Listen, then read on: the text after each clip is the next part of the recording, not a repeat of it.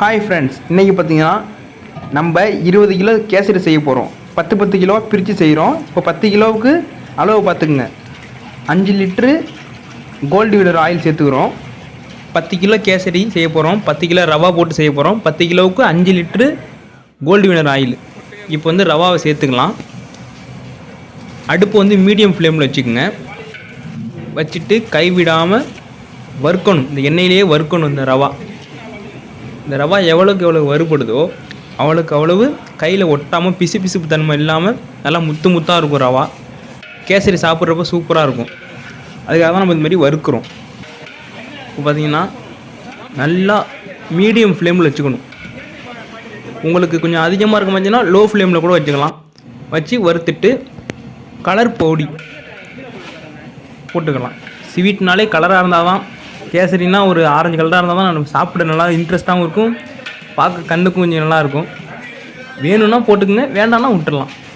முந்திரி பருப்பு அதையும் சேர்த்து இதோட ரோஸ்ட் பண்ணலாம். நம்ம நல்லா வறுத்துடலாம். வறுத்தோடனே சுடு தண்ணி ரெடியாக போட்டிருக்கோம். அந்த சுடு தண்ணியை ஆட் பண்ணிக்கலாம். 1 கிலோ ரவாவுக்கு 3 லிட்ரு தண்ணி, அதாவது 1க்கு 3 தண்ணி ஊற்றுறோம் நம்ம. அப்போ தான் கேசரி நல்லா வெந்து நல்லா சாஃப்டாக இருக்கும் சாப்பிட்றப்ப. 1க்கு 3 தண்ணி, சுடு தண்ணி ரெடியாக போட்டு வச்சுட்டோம். அதை நம்ம எடுத்து ஊற்றிக்கலாம். அதில் ஊற்றியாச்சு. இப்போ நம்ம அப்படியே ஸ்லோவாக கிண்டலாம். அது கொதிஞ்சு வரும். அதனால் நம்ம ஸ்லோவாக கிண்டணும். மேலே கீழே தெரிச்சிடாமல் நம்மளும் சேஃபாக இருக்கணும் இல்லையா? அதனால் பார்த்து கிண்டணும்.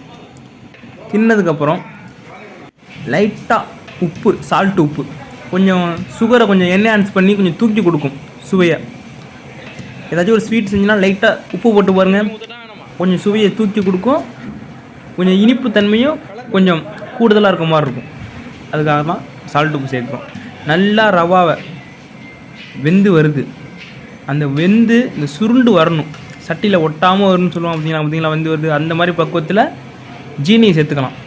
1 கிலோ ரவாவுக்கு 2 கிலோ ஜீனி. நம்ம 10 கிலோ ரவா சேர்த்துருக்கோம், அதனால் 20 கிலோ ஜீனி சேர்த்துக்கலாம்.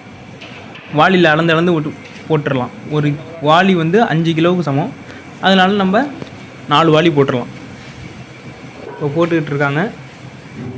அதே நேரத்தில் அடுப்பு மீடியம் ஃப்ளேமில் இருக்குது. இவங்க கிண்டிக்கிட்டே இருக்காங்க. இந்த ஜீனிலாம் கரையணும். கரைஞ்சி ஒரு கொதி வரணும். அது வரைக்கும் நம்ம பொறுமையாக கிண்டிக்கிட்டு இருக்கணும். இன்னும் நல்லா கிண்டிக்கிட்டு இருக்கோம்.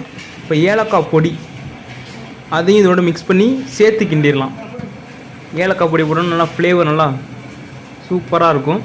டைஜஷன் செரிமானத்துக்கு கொஞ்சம் நல்லா செரிமானத்துக்கு இருக்கும். அதனால தான் ஃபஸ்ட்டு எடுத்தோடனே ஸ்வீட்டு சாப்பிட்டுட்டு தான் கல்யாண வீட்டிலையாக இருக்கட்டும், சுபகாரியங்க வீட்டில் சாப்பிடுவாங்க. ஃபஸ்ட்டு ஸ்வீட் வச்சுட்டு தான் சாப்பிடுவாங்க. அதுக்காக தான் ஏலக்காய் போடுறோம். கொஞ்சம் டைஜஷன் நல்லாயிருக்கும். இப்போ பார்த்திங்கன்னா நெய் மேலே ஆட் பண்ணிவிட்டு ஒரு மிக்ஸ் கொடுத்துட்டு இறக்கி வச்சிட வேண்டியதான். சிம்பிளான மெத்தடு. 1 கிலோவாக இருந்தாலும் 5 கிலோவாக இருந்தாலும் 10 கிலோவாக இருந்தாலும் இந்த மெத்தடில் பண்ணுங்கள். சூப்பராக இருக்கும் கேசரி. ஒரு வட்டா போட்டு வச்சாச்சு. அந்த வட்டம் நான் லாஸ்ட்டில் காட்டுறேன். இந்த வட்டம் அடுத்த வட்டம் இதுவும் முடிஞ்சிருச்சு. இந்த பாருங்க சைடில் வச்சுருக்காங்க அந்த வட்டா, அதை உங்களுக்கு காட்டுறேன். இதை மிக்ஸ் பண்ணிட்டாங்க, அடுப்பை ஆஃப் பண்ணிட்டாங்க. கேசரி முடிஞ்சிருச்சு. இந்த சைடும் கேசரி சொன்னல லாஸ்ட்டில் காட்டுறேன்னு 10 கிலோ செஞ்சாச்சு. வீடியோ பிடிஞ்சால் லைக் பண்ணுங்கள், சப்ஸ்கிரைப்